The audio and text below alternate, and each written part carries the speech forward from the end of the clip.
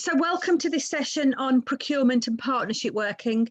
I guess we've seen in the last few months, and I think it's going to be a continued theme as we go through 2021, that partnership working and collaboration have become more important than ever as we're all working together to get through situations, to support each other and to support our communities. So I guess this is a well-timed webinar to start the year. We're all trying to work much more together in a socially distant kind of way, I guess.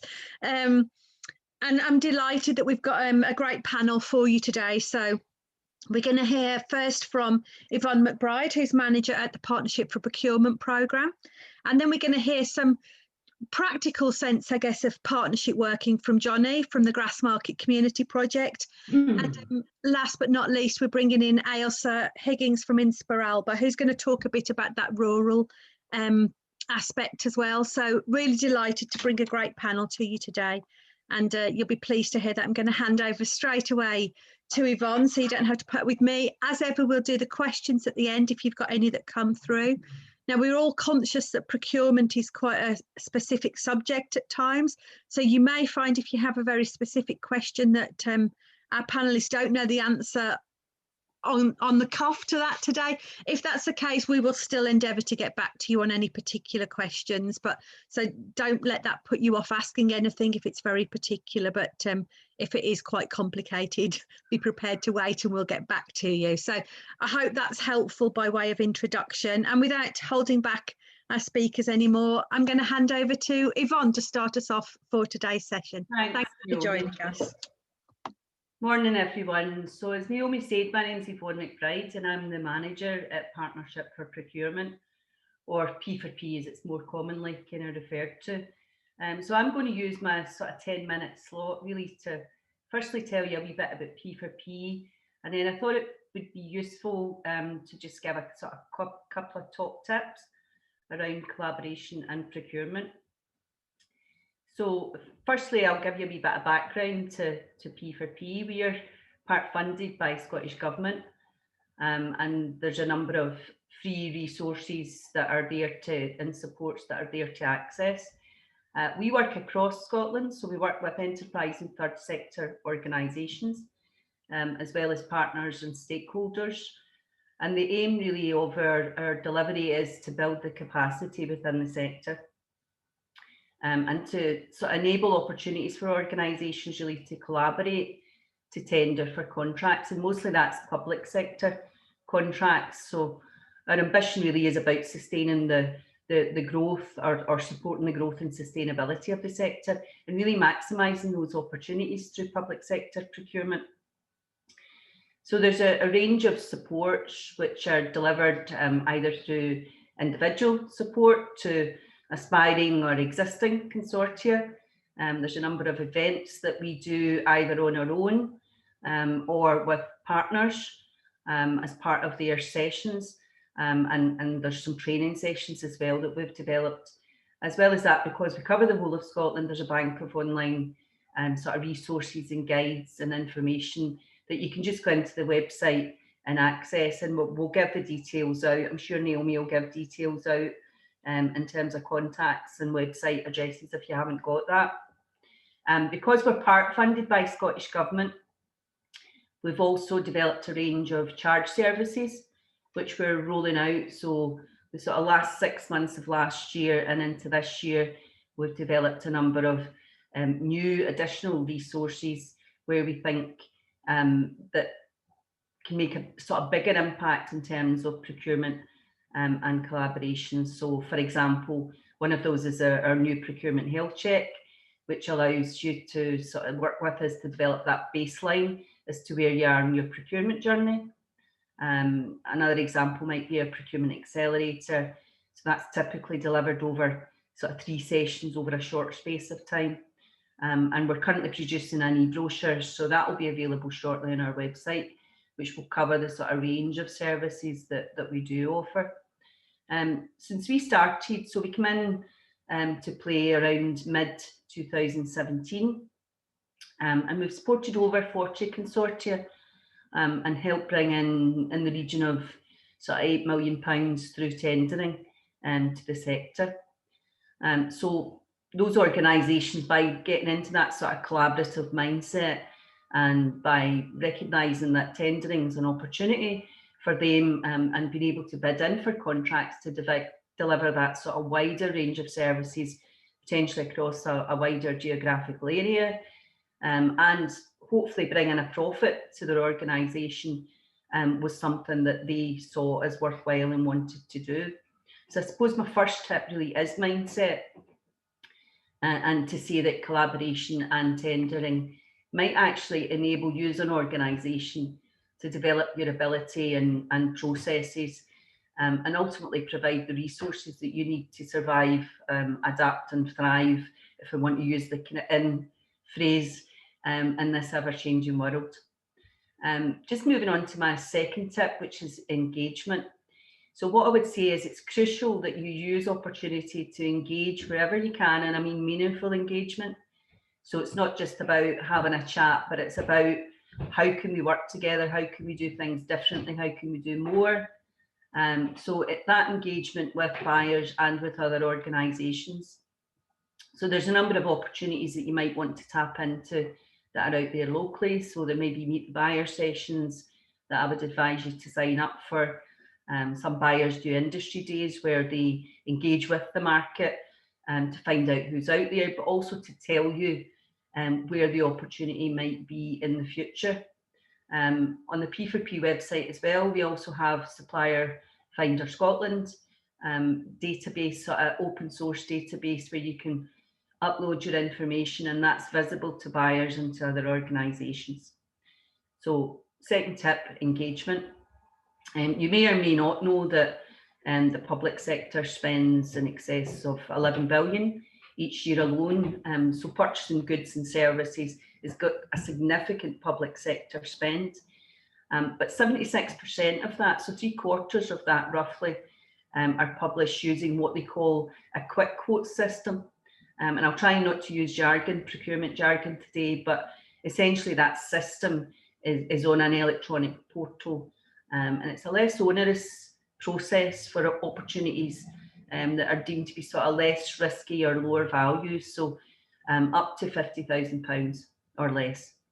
And that's a real opportunity in terms of a commercial opportunity for Scottish social enterprise to actually get a bit of that spend and public sector procurement.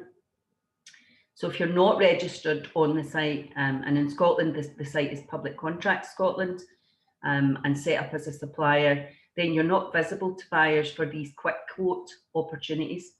So if there's one thing, I suppose I would say, if you take away from today, and this is my sort of third and final tip, if you like, please make sure that you're registered as a supplier on Public Contracts Scotland, and have set up your supplier profile and are set up for alerts. I'm just going to finish there, Naomi, and hand back to you. And I'm sure we'll pick up more around the Q&A session in terms of some more detail around that. Thank you, Yvonne. Yeah, I'm sure there'll be questions that come up. I know procurement's something that there's always lots of information about, but sometimes maybe there's too much. So I think pointing people to the key things is handy. And just for attendees, you'll see I've put up the links to both the P4P website and to the Public Contract Scotland site that Yvonne was talking about. So I will hand over next to Jonny, and Jonny's going to give us, I guess, that sense of partnership in practice, I guess, and it's something I know the Grassmarket have done a lot of, and I always think our webinars come to life a bit when we hear from our enterprises as much as our support agencies, so we try much more to get that mix of everyone on here. So Jonny, I guess from the horse's mouth, I guess your experience of partnerships, collaboration, I guess the challenges and the opportunities. So really looking forward to hearing what you've got to say. Thanks. So morning everyone. Thanks Yvonne as well for setting the and touching on some of the things that I'll also be touching on. The Grassmarket Community Project, for those who don't know, is a sort of medium-sized charity, grassroots, been around for 10 years of last year, based in the Grassmarket area of Edinburgh, and we support people with mental health issues, people who are currently homeless or ex-homeless, people who have got disabilities, a whole wide range of people been supported by our community, by our project. And we were founded on the principle of becoming as much social enterprise funded and that as many of our activities and what we do being centering around social enterprise or enterprising activities. So I won't be surprised, it won't surprise anyone that it's quite a small step for an enterprising organization to move into procurement because we've always delivered businesses, we've always run businesses, we've always provided people that come into our organization for support the opportunity to volunteer or train or work in those businesses. So, you know, our strengths, if you like, in terms of where we've been successful in procurement has been around the tapping into those talents of those individuals that become and are part of our community at all the different levels of our organization. So it gives us a confidence, some would say a bit of brass neck and a bit of overconfidence at times to put ourselves forward and say we're the best people to do that. So that makes it easy for us. It's for me as a CEO and who's worked best part of 25, 30 years in the sort of third sector and working in charities, it's not a massive step change from funding applications. There's a lot of jargon in and around tendering. It's competitive, just like funding applications, because there's limited amount of money being or offered, or limited opportunities, and only one or a couple of successful contractors will secure the contract. So I've been involved in 6, if you include a sort of framework that we did quite informally with Edinburgh Council, 6 tenders, one of which I'm going to focus on, which is our most recent and our largest and most successful in financial terms and in terms of opportunities it created for us. And that's with Lang O'Rourke, where we delivered their concession catering facility, their canteen facility for their contractors. Lang O'Rourke built the largest city centre development to date in Europe, I think, in the St James Centre, 1.4 billion pound, something ridiculous like that. Cinema, you know, tons of shops and stuff like that. You'll see it grown now, almost finished. And we've been there for 2 years, feeding the people on site, and that was our most competitive, in the sense of we were up against companies that had worked for Lang O'Rourke on their various sites, including a company down south, a large company. And so that was, that was the biggest challenge for us, pulling together that tender. Lessons learned for us was, well, we had some experience of unsuccessful tenders. So we learned from that. We've got some valuable feedback from tenders we've been involved in the past. Massive tip would be to make sure that you have capacity. So we're very clear as to whether we could do this, and that's not quite as straightforward as it sounds. But you really got to look internally at your everything, including your own board, and are they ready to take on new challenges in terms of additional staff and structures and all sorts of stuff. So you've got to make sure that you've got the right level of expertise within your organisation. We're really lucky. At the Grassmarket Community Project, we've got the former head of Edinburgh Zoo's catering, Helena, from the Broomhouse, on our board, and she brings a lot of experience and expertise at tenders and social enterprise in catering. So we're really lucky to have her, and Catherine on our team as well, on our senior management team. So we had the right people in there to head up that tender. And I think the other sort of top tip is to make sure that you're tapping into quite a wide range of support that's out there. That P4P, for example, not just singing Yvonne's praises because she's here, but they're a good source of support, especially if you're looking at collaboration, which we are with another organisation, Edinburgh Remakery, at the moment. P4P got a lot of expertise there around formulating MOUs and contracts and stuff between organisations, so you can build the capacity of a tender. Edinburgh Social Enterprise work in their local network, been a huge support to the Grassmarket through that process. I think that's one of the main things for us, is also peer-to-peer support. So we weren't afraid to talk to other organisations such as Social Bite that had done concessions and stuff, and just reach out to them and run things by them and say, well, you know, can you help us with this? And we're really lucky that all these different organisations supported us in that process.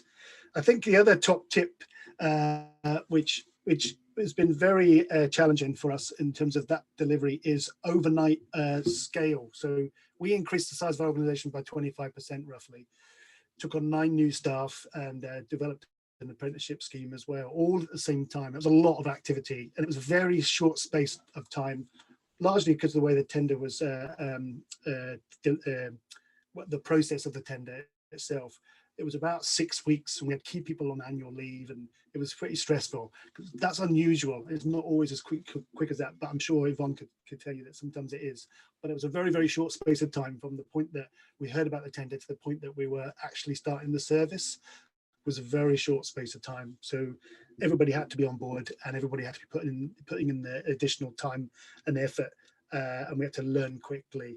The other thing for us around that was about recruitment in a short space of time. That was difficult, but again, we were able to lean on different partners that we'd worked with before. We were able to stretch some of our existing staff's hours out and stuff as much as we possibly could to make that happen.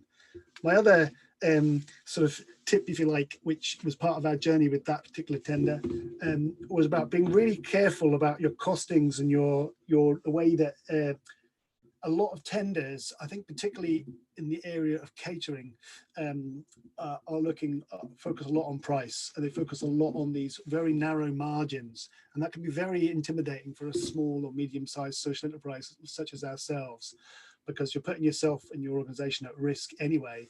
But then if you've got these very small margins, and there isn't a lot of leeway where things don't go so well, or where you might anticipate like interruptions to service, such as we see with COVID, and that there's tremendous pressure on small, medium-sized social enterprises like ours.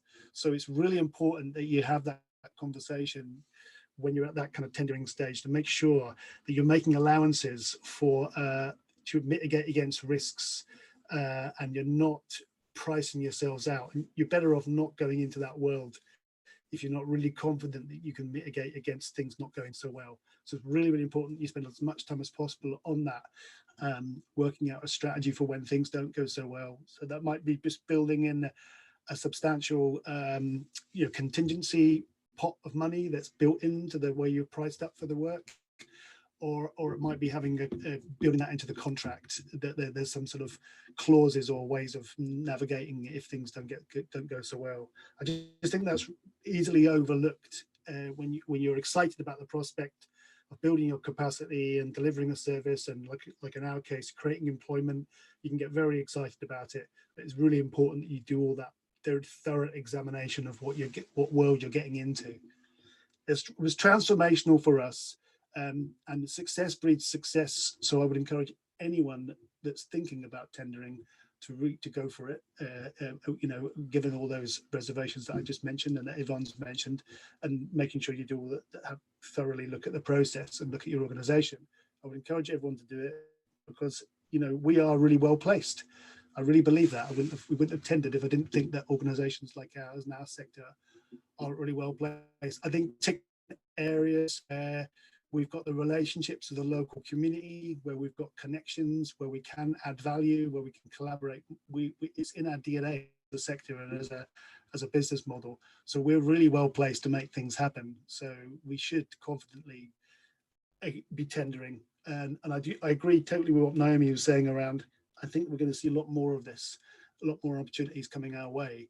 And I think we need to be there at the front of that. And leading the way that these services are delivered. And the best way to do that is put ourselves forward and tender, but make sure we do it properly and make sure we have capacity. And we do that by even more collaboration with our sector and our partners and our peers.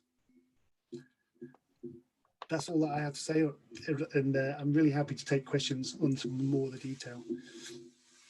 Thank you, Jonny. I picked up on a few points actually as we're talking about that, and I'm sure they'll come up in the questions. I think the contingency point's really interesting because I think obviously if you're used to being an organisation putting in for funding bids, you'll know that contingency within a funding budget line is often not there, and I think our sector's just not used to thinking in that contingency way. And I guess whereas with a funding bid, a funder, if costs do slightly change, you've got that chance to perhaps almost renegotiate and reallocate budgets. It's a slightly different scenario with procurement. So you need to think about that contingency from the start. So I think encouraging that slightly different approach is incredibly helpful. And I think I was going to pick up on a few points about capacity, but I don't want to hold back from Ailsa, and we'll perhaps come on to that at the end, if that's good. So loads of useful tips coming out of this already. Ailsa, obviously you're giving us that sense of the rural aspect, and I guess collaboration is always, I think wherever we base now is key, but particularly in rural communities and sometimes smaller organisations and different opportunities. I thought maybe it'd be great to hear from you and give that perspective. Thank you. I am sharing my screen, so give me a thumbs up if you can see this all okay. Great. So hello, I'm Ailsa Higgins, and I'm based in Campbelltown at the bottom of the Kintyre Peninsula, which you should be able to see me, yeah, here. So I am the Rural Social Enterprise Coordinator at InspirAlba, and we're a social enterprise providing business support and advice to rural social enterprises and community organisations. I've been involved in social enterprise for a few years now, but was introduced to it in Halifax in Nova Scotia when I studied abroad for a year and got the chance to work with Common Good Solutions there. But since then, I've been working with InspirAlba, providing support on aspects such as research, learning, and our new rural network.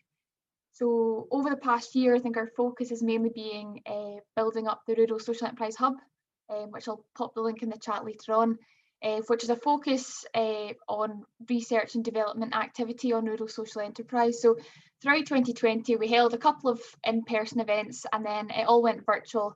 And we've had community learning exchanges, networking sessions, and themed events to allow folk to connect from some of the more remote, rural and isolated places across Scotland. And then the Rural Social Enterprise Network was established in partnership with Scott, just kind of at the start of the pandemic to allow folk to kind of continue to tap into that peer support when we couldn't be moving about anymore. So partnership working is quite a large part of what we do on some of the projects at InspirAlba, and I think it really chimes with the willingness that you see across the whole social enterprise sector in being able to share learning and what works with other people. But I'm going to bring across the rural perspective today and just offer some reflections on what it's like in more remote and rural places where the market conditions and conditions for success are quite different. So as the social enterprise census data has shown us over the past few years, there's a growing prevalence of social enterprises in remote and rural regions. While urban areas are home to the majority of social enterprises, rural communities show the fastest growth and highest density, and are overrepresented with only 6% of the population, but 21% of social enterprises. Much of this is to do with the role of market failure, which leaves gaps in the provision of essential services, meaning that community often has to step in and be the provider. So across Scotland, we've got a long-standing tradition of communities coming together to take action and meet these needs and opportunities. So this has created a wealth of examples of communities and social enterprises providing services, including Campbelltown Cinema, sadly closed now due to the pandemic, but we've been catching up on all the Harry Potters recently. We've got older people's services, swimming pools, childcare, and the list goes on. But in light of the pandemic, and I think the way that we've seen lots of locally connected and embedded social enterprises be some of the first, the most agile and resourceful in responding to community needs, it's no wonder that there's quite a growing motivation to do business with third sector organisations. Scotland's obviously one of the world leaders in social procurement, and public and commercial sectors organisations are looking more and more to buy goods and services, particularly as companies take on commitments to sustainability and delivering more social and environmental impact. However, there sometimes does appear to be a bit of a knowledge gap in public bodies' understandings of what social enterprise can offer, and sometimes a reluctance to engage with communities to capture what the best outcome would look like for people locally.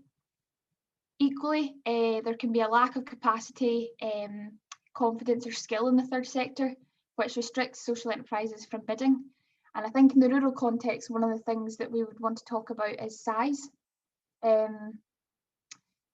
While the age of your average rural social enterprise is a wee bit older than an urban counterpart, the size tends to be a lot smaller, limiting capacity and resources. So this limits the time that staff or volunteers have available to bid for maybe lengthy or complex to understand bids, and it's equally the same with funding applications. There are other significant challenges to being a service provider in rural areas where we've got a really low population density, a high spread and a challenging physical environment as well. I'd highlight that social procurement works well when it recognises that there are additional challenges to operating in a rural context. And I think it's really important that public bodies acknowledge that sometimes the alternative model is often the best fit for a rural context, where the social enterprise solutions create added value for the rural economy, tie into community wealth building and support the sustainability and livability of rural communities too. So, is there a need to rural-proof social procurement? I think so, yes. I'm sure other folk would agree. We're already putting in place policy to island-proof places to make sure that island communities aren't negatively impacted by policy that works elsewhere and that recognises kind of distinct features of rural places. And there's also work being done on rural proofing more generally on aspects such as housing. I think I'll move to just talk a bit more about partnership working. So I mentioned that the census data shows us that social enterprises are on average in rural Scotland a bit smaller and a bit lighter in resources. So in this context, partnership working recognises some of the key characteristics and can be really useful to allow lots of smaller micro enterprises to come together and collectively bid for contracts. Working in partnership can create lots of new ideas and approaches and tap into the strengths and resources of each organisation, allowing you to pool your resources, extend capacity and reduce expenses. So one of the examples that we have from here in Argyll is Restyle Argyll, a partnership that operates between Oban, Islay, Bute and Kintyre, and has created a reuse hub allowing second-hand goods to be sourced from different places and given people in isolated communities more access to goods being sold second-hand and reducing waste. And then there's added social impact from the employment and training opportunities through this as well. Partnerships though in the rural context aren't just all in rural places. You know, one of the probably most well-known examples would be Just Enterprise programme, where you have the Scottish Government centrally based as a financial funder, and they work with local delivery organisations based across the Highlands and Islands to tap into organisations that have got locally based knowledge and an understanding of those Indigenous, the Indigenous context and what allows social enterprises to thrive there. So the outcome of that being that the partnership has had a really strong national impact, which wouldn't have occurred from folk working in silo previously. So this is my own experience of working in partnership, and this was on the Village Social Enterprise Network project, which is an Erasmus project that we work on at InspirAlba in partnership with I think 5 academic institutions from Estonia, Finland, Romania, Germany, and maybe I'm missing one, but it might come to me later. And this has been to support rural development through social enterprise, and we've developed a suite of learning resources, including one on partnership working. And this has been quite an interesting thing, because not only have we been writing about partnership, but getting to experience one as well. So I think some of the main takeaways from that is, you know, when you have quite different working styles, you've got a social enterprise, you know, things change on the daily, you're connected to what's going on, you get to hear from social enterprises working on the ground, and then academic institutions where there's a lot of bureaucracy, especially with European funding. You evaluate, you pilot, you report, you do this, you do that, and things can be quite slow. So sometimes it can be a bit frustrating to have the different working styles, but again, then there's situations where they're quite complementary. I think my top tips would be that there's so much support out there. In our learning resources, we've linked a lot. Yvonne, I'm just tooting your horn again to some of the P4P resources, including they've got a 10-stage guide to procurement, which is easy to understand, and a few other tools such as partnership assessment tool and how you would go about identifying potential partners as well. I think from the outset though, probably my biggest tip is just to have a common understanding of what is expected from each partner, and setting goals has been really useful for us to kind of see where we're at and evaluate from there. I'll pop the links to these in the chat afterwards, but I think that's probably me for the meantime, and we can look to the questions. Thank you, Ailsa. That's great. Perhaps I know this question's starting to come in, and I'll pick up on perhaps a couple of the themes that have come through. So if there's anything else you want to ask, do feel free to fire through questions either through the chat or the Q&A. Jonny, I was just going to come back about kind of capacity. I think is one of the things you mentioned, I guess, in terms of, I think you talked about particularly the challenge of being awarded the contract, then suddenly going into delivery. And generally speaking, most social enterprises we know are fairly tight on resources. And it's interesting, I was thinking back to my own experience more years ago than I care to admit, when an organisation I used to work for, social enterprise, suddenly got the contract for recycling and litter collection at Glastonbury Festival, and we'd always done quite small things up until then. And then all of a sudden we went from having kind of 50 volunteers to 800 volunteers, and the step up was massive. And I remember those days kind of suddenly working 20-hour days on site. It was utterly nuts and bonkers. And I wondered if you got any tips for how you talked about even maybe increasing your own staff hours a little bit at that point to get over curves. What would be your tips to organisations that I guess are just moving in at that point when they're almost having to go slightly beyond their existing capacity, but they're trying to build, because it's such a critical time for many organisations? Yeah, I think it comes down again to making sure you've got the right people in your team. So Catherine is very good on operations and systems. Catherine was the SMT that kind of led that tender, and also had experience of tenders before, but unfortunately she was on holiday for a short period. But yeah, I think it's just I don't know if it's much of a recommendation or advice, but it is just being aware that is going to happen exactly as you described. There'll be this intense period, depending on how long the process is, the tendering process, where it's all hands on deck, and it's about planning and looking at things like annual leave, and which we'd have with hindsight, if we'd had more notice, we wouldn't have allowed that to happen. So it's just about making sure that the run-in, all that stuff is anticipated, and that you it's quite exciting in a way as well, because you have this team all starting at the same time. So we did this mass recruitment with 9 staff all on board, and they all went through their training together and setting up the facility and stuff. That was all very exciting. So yeah, but it was just a case of all hands on deck. And again, where we're lucky as a sector, we can draw on volunteers. We had a lot of volunteers and pro bono support from partners and people just asking, around for people to, get all hands on deck and get involved, roll up your sleeves. And not the commercial sector can't always guarantee that effort, but we could get. So we are a can-do organisation, and sometimes that means that we do punch slightly ahead of ourselves and then catch up. And it gets easier. We secured a tender after that for Meadowbank Stadium. So, as I was saying earlier, success breeds a success. Once the word gets out that you're successfully delivering a tender, then other organisations say, "Oh, have you heard about this? Apply for this or go for this," and it's much easier then the second or third time because you've gone through it.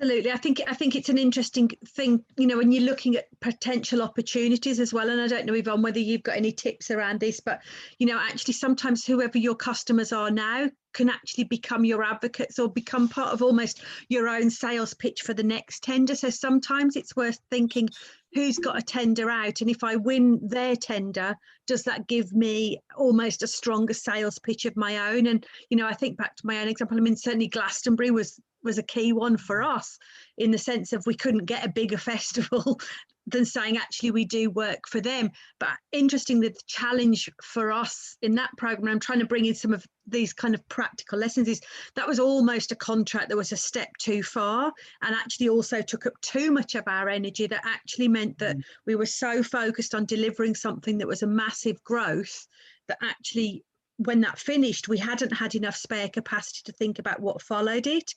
And the irony then became we'd all worked like crazy, but redundancy followed. And that was a really tough time in an organisation. So from that, Yvonne, my question's as much, how do you as an organisation, or what are the tips you would give organisations about when they're looking for opportunities, how do you rule some things in or conversely rule some things out? I think the first thing I would say, Naomi, is both collaboration and procurement are processes.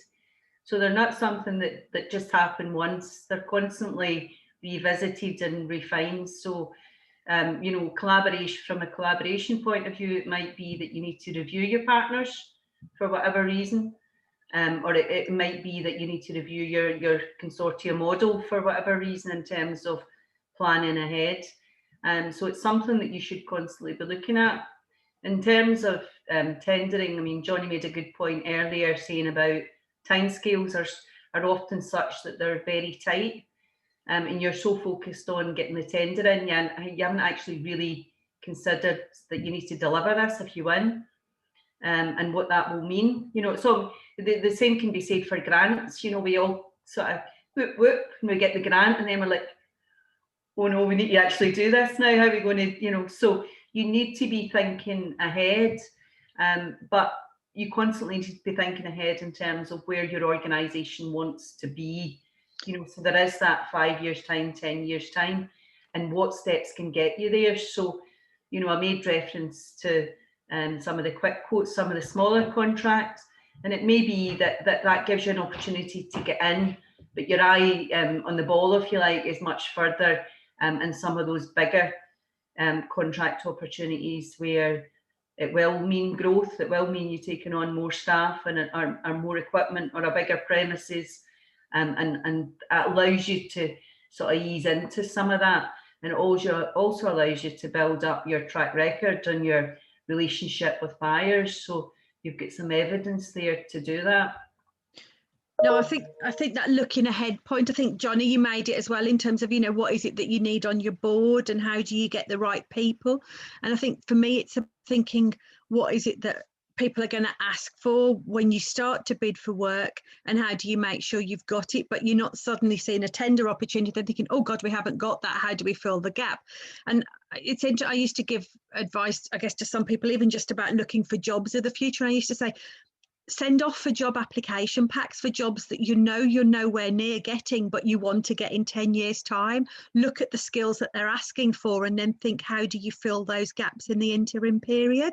And I'd probably say a similar thing about contracting as well. If you don't think you're ready yet, send off for the information about the contracts that are available, because if you start to find out what's been requested, that's when you can start to do a skills audit in your organisation, of your staff, of your board, and think about the gaps you can fill. So I think it's always quite useful to do something practical to help you think about where you're trying to get to as well, and have that to work towards. I wanted to come back and bring Ailsa in, I guess, again from the rural perspective. Do you find that in the rural perspective, partnerships tend to be much more smaller organisations working on a bigger contract, or is it informal, or is it formal? Does it tend to change slightly, or do you not think there's much difference? It's just that contract sizes might be slightly different. It probably depends on contract to contract. I think there's definitely real benefit in people bringing different things. You know, like a large organisation will have more resource, more capacity, but it might be then that you get the expertise or the kind of agility from a smaller organisation. I don't have too much experience in contracting and procurement stuff myself, but an example locally would be Kintyre Recycling. They provide the recycling services for Argyll and Bute. I know at the time of the contract being awarded, there was a major competitor from Glasgow, And you know, that's 4.5 hours away from here. It's 5 hours if you're in a Fiat Panda with me. My tiny car can hardly get up the hills. But you know, I think there was it can be difficult in working with public bodies where there's obviously the main outcome is to deliver that value for money. But if you have another option, which is just going to create so much more social impact and value in the rural economy, then it's the clear choice. But yeah, I think partnerships, you know, they often come about. It's so important to talk to other people, especially in rural, you know, when we're all kind of like spread apart so far. Like our rural social enterprise network connects folk from Dumfries and Galloway, Shetland, all the way down the west coast and through Highland and Murray as well. So yeah, I think, you know, connecting with folks, sharing what you're doing, and that willingness to say, yeah, we're doing this. Is anyone else doing this? Would it be something we could do together? So I think quite often it comes about through kind of informal conversations and what could we all be doing to generate, you know, a wider spread of impact as well. I don't know if that answered your question. No, I think it's interesting to see that difference. I wonder whether I've got a question that's coming from one of our attendees, David, that I'm going to perhaps put to Yvonne in a second, and other people, I guess, might have perspectives too. But I was also going to ask, Yvonne, obviously you've also taken that wider approach in looking at procurement, and we've talked about social value from procurement. I think in England we've just seen more of that come through from a contracting perspective. Do you think that still comes through in contracts strongly enough, or do you think there's more that could be done in terms of the people that set contracts in the first place? Or should we as a sector be going in on what they're asking for and delivery, and not trying to win contracts based on the additionality? Should that be an extra, or should that be something that we can really say should be there and we should win on that basis? I think, I suppose the answer in short to that is it varies across the country. So there are some local authorities that are very good and very consistent. There are others, if we're talking local authorities and public sector, less so. So it's not consistent, and I would like it to see more consistency across the whole of Scotland. I know that obviously procurement teams and buyers are working very hard to achieve that. So I think there's a will there to do more, and there should certainly be an open door to that. In terms of sustainable procurement, obviously that's a key duty that public sector bodies have to fulfil and evidence. So I would say that, you know, from a supplier's point of view, there are opportunities out there. You just need to look for them and know where to look for them, and that's partly some of the difficulty sometimes, which is why I was saying that sort of early engagement and get yourself out there, get yourself in front of buyers to have the conversation. I think in terms of the weighting, if you like, around that quality aspect, or what that might look for in the sort of scoring process for tenders, is certainly getting better. So we're seeing a sort of better mix now of price quality ratio. So that is improving, I would say. And we're also seeing an increase in community benefits being scored, which is also helpful to the sector bidding in. So it's a kind of mixed bag, Naomi. Mm-hmm. So there's still work to do, but there's a lot of good practice out there. I guess that's also where we need to, I guess it comes back that once you've got a good contract, you can use it to win other contracts. It's also how do we make sure that we inspire more of that confidence within public sector buyers, for example, so that they do have the confidence to work with our sector more. And that's our job to do a little bit as well.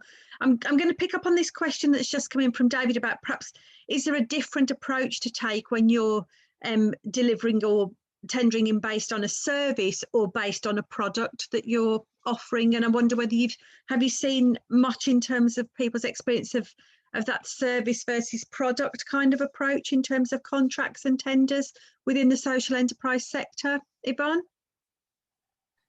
I think the first thing to say from P4P's point of view, it is mostly services that our organisations that we work with are delivering. So less so products. I think the sort of principles of collaboration will be the same. So, you know, there needs to be that kind of common vision. There needs to be discussion around risks, roles, responsibilities. All of that stuff needs to be the same, but it might be the model that is different in terms of the consortia. So it might be a lead organisation that's taken that forward with a number of subcontractors, as opposed to a sort of full delivery across the range. So I think it's on a case by case. You know, each procurement is case by case, to be honest. But I think just going back to Jonny's point then about what comes out through the tender, the information, it might be, you know, it's probably more likely, unless you're maybe in a social care environment, or a food environment, but it might be more likely that that product will have a sort of bill of sale, if you like, so a quantity, a cost attached to that unit price, and maybe less so in the service. It's maybe a wee bit more flexible around that in the overall budget. Yeah, and I guess at that point, again, a lot of the commonalities will be similar in terms of your organisation's capacity to deliver. You know, if you're looking at saying you can deliver something and it's product based, and I'm pulling numbers, but they want 500 of something, you've got to know you can produce 500 at the time when they've said. So it's still that understanding of capacity, I guess, that's going to be the key thing for people. I want to perhaps bring it back much more broad. I think we said at the start about people said they'd learn lessons as they'd gone through this process. I wonder, what are the things that you would avoid, or some of the, I'm not asking you to necessarily share all your negative experiences online of when things went wrong. That's never very fair on people. But perhaps what wouldn't you do again, or what as well as a top tip is something that you'd encourage people to really have a good understanding of before they go down this route? And I'll perhaps come to, if I can come to you first, Jonny. Yeah, so I mean, a big issue for us was around the tenders that we weren't successful with were around price primarily, and even though, as Yvonne says, that I think the weighting is moving in the right direction, but there is still, you know, one was at NHS and one was to Edinburgh Council, and both of them were lost principally on price. And I think this is going back a few years now. One of the heartening things is that the more public sector procurements embrace the living wage, the real living wage, and because that made a huge difference to our pricing when we look. Because the beauty of contracting is, unlike funding applications, is you get a lot of feedback on other people's performance as well, depending on the process. But what was valuable in both those was you saw who won and what they won by, what they won on. And that's really useful learning as an organisation, which you can then take on board or in your future tenders, and you see the difference between you and them. I really appreciate that. But that's what came out of it for us, was the winners were not living wage employers. And we, when we did the number crunching, we were very mindful of the fact that put us at a disadvantage when it came to costs. So yeah, the pitfall is just I suppose. Yeah, just it goes back to that thing I was saying earlier on about making sure you've got capacity, making sure you can deliver what is being asked. We were fortunate to have a good enough relationship with Lang O'Rourke to renegotiate some of the terms, partly in and around COVID, partly in and around the figures that we entered into the arrangement with. So that was really helpful. But if they hadn't, we could potentially might have had to have we would have struggled if we hadn't been able to renegotiate some of the terms of that contract. And that was because they would give us certain information that in the end didn't materialize, so about numbers of attendees in the facility.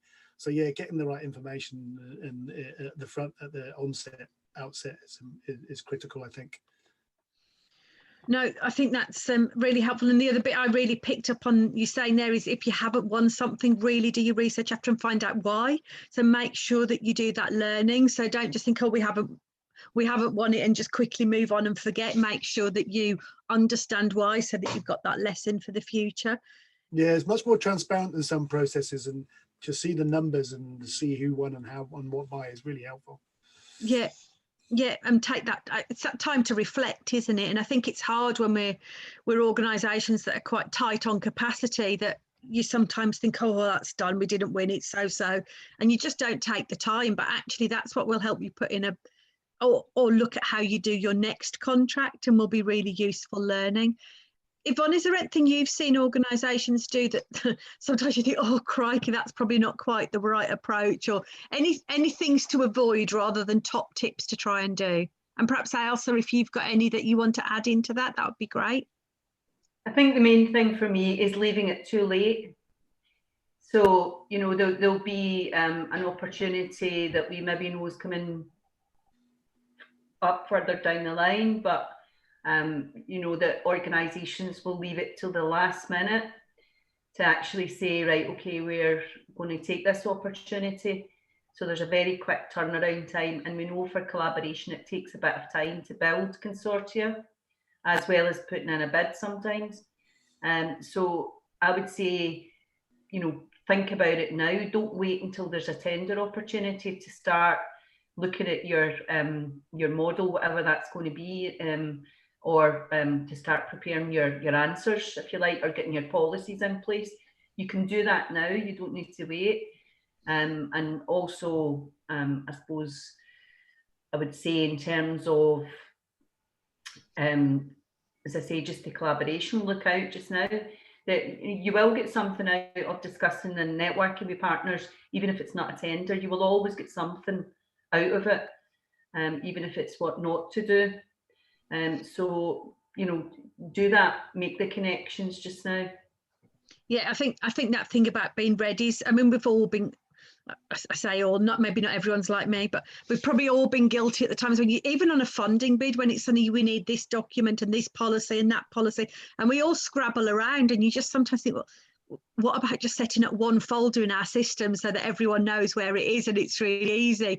And of course we're always rushing, or something's got updated and we haven't got the latest version, and people are always or often scrabbling around at the last minute. So just think about all of that stuff and always be ready, I guess, because the other thing is even if we try not to leave things to the last minute, you may find out about a contract opportunity or a funding bid at the last minute. You don't always know in advance if you're not keeping a regular eye.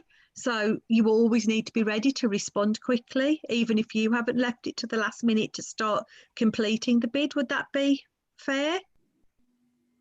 Yeah. Yeah, I mean, the other thing I would say, or what buyers would say would be the key message, is answer the question, because the amount of time you get bids in and bidders have not answered the question, they start off and just wax lyrical about what they do and how well they do it, but make sure you answer the question. Yeah. It's an obvious, isn't it? It comes up on our funding as well. I know when I've done workshops in the past, I've always talked about a thing between the difference between order winners and order qualifiers. So the qualifiers being the things that you absolutely have to do. That's what the contract has asked for. So, you know, if you don't meet those, you won't win you won't even get shortlisted. And your order winners are the things that you can say in addition, or the extras that we're able to give you. But don't ever think that what you're necessarily offering will be a substitute for what they say they want. Always deliver what they want and still offer the extras, was something I always used to say to people, because we're all guilty of it a bit sometimes, don't we? Kind of think, oh, we could do that, we don't quite do it, but we'll say we do this instead. If it's not what they want, you're wasting your time. Yeah. So it's getting that balance. Ailsa, any bits just to add in? Yeah, probably more on partnerships and procurement. But if you're looking at challenges, then I think, you know, we do a lot on learning resources and case studies, and folk are like, yeah, the good case studies are lovely, but have you got ones that are really gnarly and horrible? Because that's where the lessons are. You know, you want the bad with the good. So I think the main ones that I've kind of learned over the past nearly 3 years is just making sure that if you're in a partnership, you know, having similar values, like what Jonny was saying about living wage, similar values and approaches is really important. It just means that there's less chance of conflict further down the line, or button heads when you agree on what the common approach should be and there's no uncertainty about it. But also kind of considering, you know, agendas that might be a bit more subtle, and just kind of stopping to reflect and have a think on what those could be. Another thing which has been kind of apparent in the last year or so has been, you know, people's expectations. It's fine having goals, but, you know, to what kind of finishing product standard is something going to be done to, and having like a really clear and common expectation of what the final service or product or good is going to look like, and you know, how much time will be put into it. Would I put a few extra hours in to make sure something's done well? Yeah, but your partner might not, unless it's, you know, like clearly clarified. Another difference, a different challenge for us has been the time difference, because Ailsa, Clark and myself are hopeless with time. So we're working with people in Estonia and Finland, and I think it's only a 2-hour time difference, but it's definitely enough to wreak havoc when you're trying to set up virtual meetings and you totally, oh, it was 2 hours ago. Oh, right, okay. Yeah. Yeah, it's always a challenge, isn't it, keeping on top of all that stuff as well. Honesty, I guess, is the key one as well. I think if you're honest about where your weaknesses are with partners, they might be able to help you with some of those weaknesses, or they'll have more understanding. And it's always that balance, I think, when we're trying to sell ourselves, is we don't want to talk about the weaknesses, but actually sometimes if our partners understand what those are, they can help us through them, or we can also get a sense of where the strengths really are, and you can evaluate a partnership in a much better way, I think, if you understand what people aren't so good at. I don't know whether, Yvonne, do people seem to have that openness about sharing about weaknesses sometimes, or is it something people are still quite nervous about? Yeah, again, it varies, but we run, as part of our collaboration support, we run sort of development type workshops with those members or potential members, so that we are able to unpick where we can some of that and sort of lay it out for organisations to then, I suppose you are relying on their honesty and their contribution, but ultimately if they're committed, they will see that through. So yeah, it's mixed, but there's sort of tools and exercises that are there, and there's support there to do that. Thank you. And I'm conscious we're kind of up towards our hour, so I'm going to get people to really focus on I might do, Jonny, what's your one top tip for people that's out there? I like finishing on top tips, you know me. Oh, well, we do what we're doing right now, which is build collaborations of the future right now, while you maybe have the time and you're not under the pressure of a tender. That's what we're doing with P4P and Edinburgh Remakery. So yeah, just build those collaborations now, right from the start, get the feelers out and start doing the work, doing the groundwork. Even if it doesn't turn into a tender, build that relationship now and make sure those values are all aligned. Yeah, so build relationships now, regardless of not knowing what the outcome is, in essence, because you don't know. There might be something. Yeah, and you've got it there and you're ready. You're then opportunity ready. Yeah, I like that phrase, opportunity ready. It's a good one. Thank you. Ailsa, top tip to finish on? Oh, I think tuning into networks is crucial. You never know who you'll meet. You never know the kind of conversation you'll have, and the support that you can stumble across as well. Yeah, that would be mine. Thank you. And Yvonne? Well, I was going to say get in touch with P4P, but that's a bit... So I'll add to that and say what I referred to earlier in terms of going to Public Contract Scotland and make sure you're signed up and registered. Yeah, you'll only find out about the opportunities if you're registered to hear about them. So yeah, and the links, what I'll do is I'll keep this session, we'll close the session down, but I'll keep it live a little bit. If anyone just wants to go back up and look at any of the links that we've shared in the chat today, I'll give you a couple of minutes before I close the webinar so that you can look at them. But there's a few really useful links that have gone up in today's chat. So I'll give you all a couple of minutes if you wanted to look at them. But thank you so much to everyone for joining us today. It's really nice to see faces again, and it is really nice to all be here in 2021 knowing that we're going to make a difference. So thank you to everyone that's joined us today, attendees and panelists. It's really nice to be back. Thank you, everyone. Thanks for having us.